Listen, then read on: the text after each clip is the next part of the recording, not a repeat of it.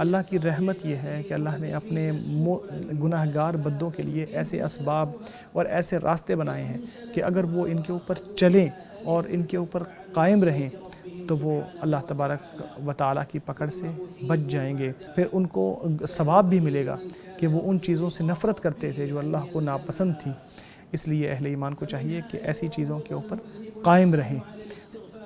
مسلمان کو چاہیے کہ جتنی مرتبہ بھی گناہ ہو جائے توبہ ضرور کرے، کیونکہ اللہ کی رحمت سے کبھی نہ کبھی وہ اس گناہ کو لازمی چھوڑ ہی دے گا. اللہ تعالیٰ کا فرمان ہے جو کوئی گناہ کر لے، اپنے نفس پر ظلم کر لے، پھر اللہ سے معافی مانگ لے تو وہ اللہ کو معاف کرنے والا اور رحم کرنے والا پائے گا. امام المتقین محمد صلی اللہ علیہ وسلم کا طریقہ بھی یہی تھا. جبکہ وہ معصوم تھے، کوئی غلطی نہیں کرتے تھے، اس کے باوجود 100 مرتبہ روزانہ اللہ سے معافی مانگتے تھے. تو بھلا دوسرے لوگوں کا حال کیا ہوگا؟ نبی اکرم صلی اللہ علیہ وسلم کا فرمان ہے، اے لوگو اللہ کی طرف توبہ کرو، رجوع کرو، کیونکہ میں ایک دن میں اللہ سے 100 مرتبہ معافی مانگتا ہوں. اسی طرح نبی اکرم صلی اللہ علیہ وسلم کا یہ فرمان بھی ہے، اللہ کی قسم میں اللہ تبارک و تعالیٰ سے ایک دن میں 70 بار سے زیادہ معافی مانگتا ہوں. امیر المومنین عمر بن عبد العزیز رضی اللہ تعالیٰ عنہ یہ فرمایا کرتے تھے کہ اے لوگوں، جس کے اوپر کوئی گناہ آ جائے یا کوئی گناہ کر بیٹھے وہ توبہ کرے، اللہ کی طرف پلٹ آئے. اگر اس سے دوبارہ گناہ ہو جائے تو معافی مانگے، پھر توبہ کرے. اگر پھر پلٹ آئے پھر معافی مانگے اور پھر توبہ کرے. کیونکہ جتنے گناہ ہیں وہ لوگوں کی گردنوں میں ان کے طوق بنے ہوتے ہیں، اور جب انسان ان کے اوپر بضد ہوتا ہے تو وہ کھل نہیں پاتے. یاد رکھیے کہ انسان کی توبہ انسان کی بڑی عبادات میں شامل ہے.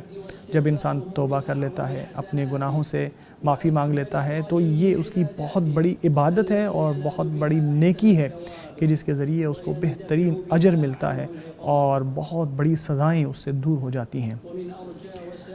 اسی طرح گناہوں سے بچنے کا ایک بہترین طریقہ یہ ہے کہ انسان حق کے اندر مشغول ہو جائے. جیسا کہ حق مبین سبحانہ و تعالیٰ فرماتا ہے کہ جب تم فارغ ہو جاؤ، اپنے کام کاج کر لو تو اللہ کے لیے کھڑے ہو جاؤ. انسان کے اعضاء چلتے پھرتے رہتے ہیں، جب یہ حق میں ان کو نہ لگایا جائے تو باطل میں خود بخود لگ جاتے ہیں. اگر اللہ کی فرما برداری میں ان کو نہ لگایا جائے تو شیطان کی فرما برداری میں خود بخود لگ جاتے ہیں. اگر نیکیوں کے لیے ان کو استعمال نہ کیا جائے گا تو برائیوں میں لگ جائیں گے، اللہ سے دور ہونے میں لگ جائیں گے. اس کو برائی کی طرف جھکتا ہوا پیدا کیا گیا ہے، ہلاکتوں کی طرف بلانے والا بنایا گیا ہے. جب انسان اس کو کھو بیٹھتا ہے تو پھر دوبارہ ان کو بچانا بہت مشکل ہو جاتا ہے. اسی طرح انسان کو چاہیے کہ کسی گناہ پر بضد نہ رہے، اپنے آپ کو ان چیزوں سے، ان باتوں سے، ان کاموں سے دور رکھے جن کے اندر فتنے ہوں، جو انسان کو فتنوں میں مبتلا کرنے والے ہوں. کیونکہ جو فتنوں سے دور ہوتا ہے اللہ اس کو عافیت نصیب فرما دیتا ہے. جو عافیت کو طلب کرتا ہے اللہ اس کو محفوظ کر دیتا ہے. جو اللہ کی آغوش میں پناہ چاہتا ہے اللہ اس کو پناہ بھی دیتا ہے. اسی میں یہ چیز بھی شامل ہے کہ انسان خود کا محاسبہ بھی کرے کہ جب انسان سے گناہ ہو جائے تو پھر جلدی اس سے معافی مانگ لے، اس سے پہلے کہ گناہ اس کے اوپر حاوی ہو جائے. کیونکہ پہلے گناہ سے توبہ کرنا آسان ہوتا ہے.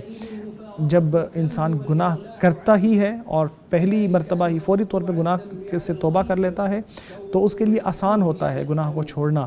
لیکن جب وہ بہت جلدی، جیسے بالکل ایک کوئی کپڑا ہوتا ہے اس کے اوپر گندگی لگ جائے تو جتنا جلدی اس کو دھویا جائے گا اتنا وہ اچھا صاف ہو جائے گا. اسی طرح انسان کو یہ بھی یاد رکھنا چاہیے کہ محاسبہ نفس میں یہ بھی شامل ہے کہ انسان برائی کے بعد نیکی ضرور کرے. کیونکہ نبی اکرم صلی اللہ علیہ وسلم کا اس حوالے سے فرمان ہے کہ اللہ سے ڈرو، جہاں بھی ہو اللہ سے ڈرتے رہو، اور ہر برائی کے بعد نیکی ضرور کرو کیونکہ وہ اسے مٹا دے گی.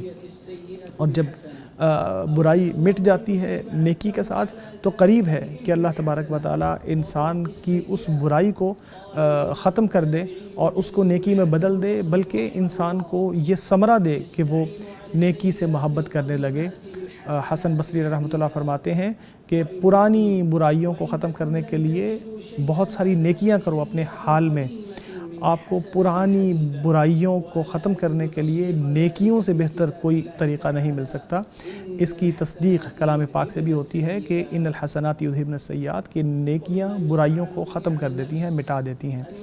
نفس کے خلاف کارگر چیز یہ ہے کہ انسان خود کو ان لوگوں کے ساتھ جوڑ لے جو بہت نیک ہوں، جو اللہ کی فرما برداری کرنے والے ہوں، جن کے احوال سے معلوم ہو کہ اللہ تبارک و تعالیٰ کی فرما برداری کرنے والے ہیں۔ اسی کی طرف اللہ تبارک و تعالیٰ کا اشارہ ہے کہ ان لوگوں کے ساتھ رہیے کہ جو صبح و شام اللہ تبارک و تعالیٰ کی عبادت کرتے رہتے ہیں، اللہ کی خوشنودی کے طالب ہیں۔